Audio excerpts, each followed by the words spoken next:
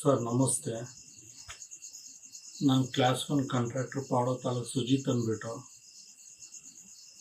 ವಿಜನಲ್ಲಿ ಕೆಲಸ ಮಾಡಿದೆ ಸರ್.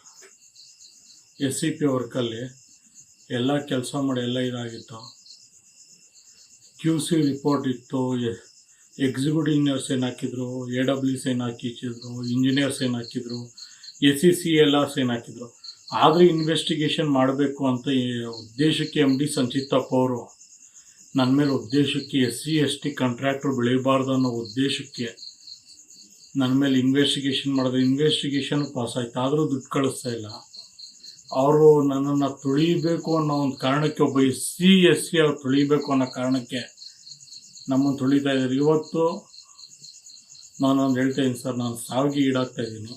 ನನ್ನ ಸಾವಿಗೆ MD ಸಂಚಿತಪ್ಪ ಅವರೇ ಕಾರಣ. ವಿಜನಲ್ಲಿ MD ಸಂಚಿತಪ್ಪ ಅವರೇ ನನ್ನ ಸಾವಿಗೆ. ನಾನು ಇವತ್ತು ಸೂಸೈಡ್ ಮಾಡ್ಕೊಬೇಕಂದ್ರೆ ನನ್ನ ಸಾವಿಗೆ ವಿಜನಲ್ಲಿ ಸಂಚಿತಪ್ಪ ಅವರೇ. ನಾನು ಬರೀತೀನಿ. ಇದಕ್ಕಿಂತ ಮುಂಚೆ ಭಾರಿ ಕಾಂಟ್ರಾಕ್ಟರ್ ಸತ್ತಿದ್ದಾರೆ. ಆ ವಿಡಿಯೋ ರೆಕಾರ್ಡ್ ಇಲ್ಲ, ಬರ್ದಿರೋ ರೆಕಾರ್ಡ್ ಇಲ್ಲ ಅಂದರು.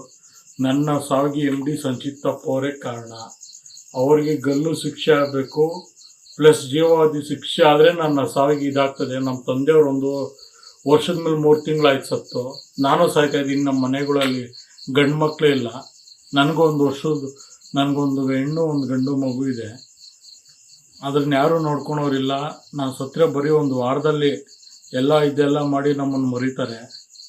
ನನ್ನ ಸಾವಿಗೆ MD ಸಂಚಿತಪ್ಪ ಅವರೇ ಕಾರಣ. ದಯವಿಟ್ಟು ಇದನ್ನೆಲ್ಲ ಉದ್ದೇಶ ಇದು ಮಾಡಬೇಕು ಸರ್. ದಯವಿಟ್ಟು ಸಂಚಿತಪ್ಪ ಅವರು ಉದ್ದೇಶದಿಂದ, ರಾಜಕೀಯ ಪ್ರೇರಿತರಿಂದ ನನ್ನ ಸಾವಿಗೆ ಕಾರಣ MD ಸಂಚಿತಪ್ಪ ಅವರೇ. ಇದಂತೂ ನಾನು ಹೇಳ್ತೀನಿ. ದಯವಿಟ್ಟು ಇದು ಮಾಡಬೇಕು. ನಿಮಗೊಂದು ನಮಸ್ಕಾರ.